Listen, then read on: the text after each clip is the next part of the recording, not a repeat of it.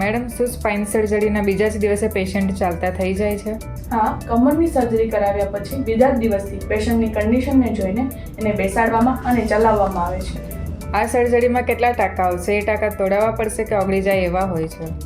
આ સર્જરી પછી ઉપરથી કોઈ પણ ટાંકા આવતા નથી. જે પણ ટાંકા આવે બધા અંદરથી લેવામાં આવે છે અને જે ટાઈમ જતાં પીગળી જાય છે. કમરથી પગમાં જે દુખાવો આવતો હોય તે સર્જરી પછી ઓછો થઈ જાય છે? હા, બીજા જ દિવસથી કમરથી પગમાં જે દુખાવો આવતો હોય તે તરત ઓછો થઈ જાય છે.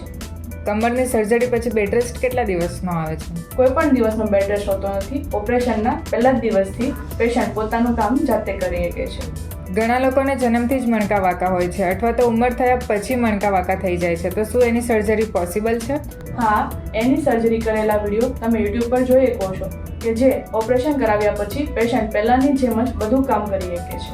તમે જે આ સ્પાઇન સર્જનની વાત કરી રહ્યા છો તો એ ડૉક્ટર ગૌરવ ખંડેલવાલની વાત કરી રહ્યા છો? જી હા, જે સિનિયર સ્પાઇન સર્જન ડૉક્ટર ગૌરવ ખંડેલવાલ જે તમને મળશે શેલ્બી હોસ્પિટલ, સુરતમાં.